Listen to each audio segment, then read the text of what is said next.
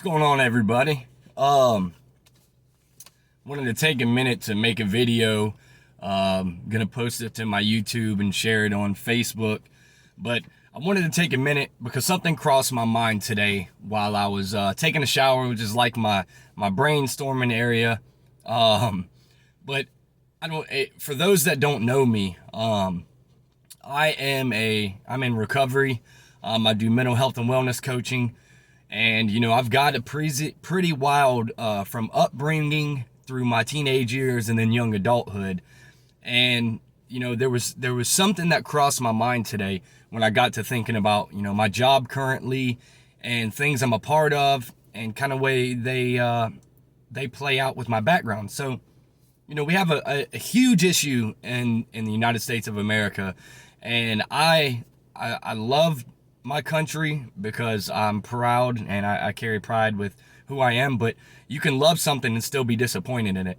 And I'm, first to say, man, I'm disappointed in the way that we treat each other these days and things that are going on. But that's a little off topic. What I wanted to bring up, for those that don't know me, I was in the police academy after I got out of the Army. I was a cadet in law enforcement academy in Daytona Beach, Florida. I ended up leaving right before I graduated, just because of some things that I didn't agree with, and I just didn't have the money to pay for the rest of it. It just wasn't worth it to me. But the one thing that I want to bring up is, during my time in the law enforcement academy, I stayed using, eating pills. I was going to the academy high every day. And I had a history of already, once I got out of the Army, of addiction. I had this history of addiction that was deep. I hung out, in the hood with people that sold dope. And it surprises me now looking back at the issues we have with the type of law enforcement officers that are doing the things that they're doing. And it really brings, the question and makes me wonder, how did these people even get hired? I think that we need to take a lot closer look at not once they're already hired and given, certification and a weapon. I really believe I'm trying to figure out, like, my job, I got extensive background checks. The background checks, they made me explain everything. They reached out to references and talked to a bunch of people. But when I was in the police academy, I literally got in there by word of mouth. My ex-mother-in-law was a corrections officer, and so was her husband, and they put in a word for me. And I was already high in active addiction as a law enforcement cadet. It's not funny, but it just, the irony of it is what I wanted to bring up. Because, law enforcement, when it comes to agencies, as long as you're certified and you don't have any charges on your record or anything like that, they're going to hire you. They're going to give you the ability to practice what you've been certified for.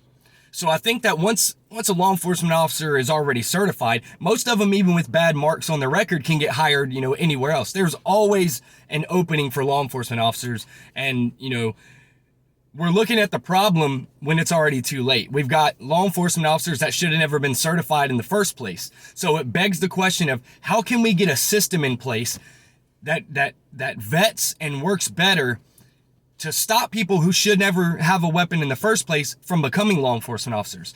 It makes me think about like a social investigator. What can we do to tighten up the pipeline to keep guys and ladies, with histories of mental health, with histories of aggression, like looking back at their school, looking at if were prone to get in fights, check out their social media and see what they've done, years prior. People can cry and whine and say, oh, that's too much. But no, man,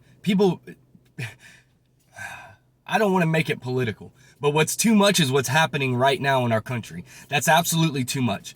If a doctor gets marks, he's not getting hired anywhere else. If he has a malpractice lawsuit, nobody's going to hire him because he's a liability. So why aren't we tightening up this constraint on what we allow to be certified?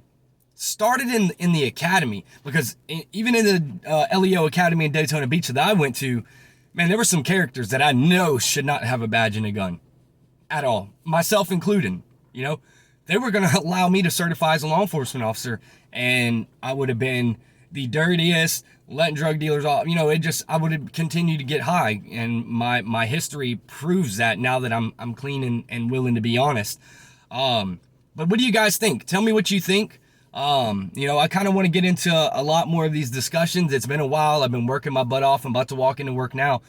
But how can we figure out a process, and what can we do to tighten up the constraints on allowing people to be certified? What can we do to background check these people, to do social investigations, so they're not even in the police force? So then we can stop the whole, well, there's only a few bad apples, or it doesn't reflect on all of them. Because I'll be the first to say, I have had some law enforcement officers change my life. I love them to death. They're even on my Facebook.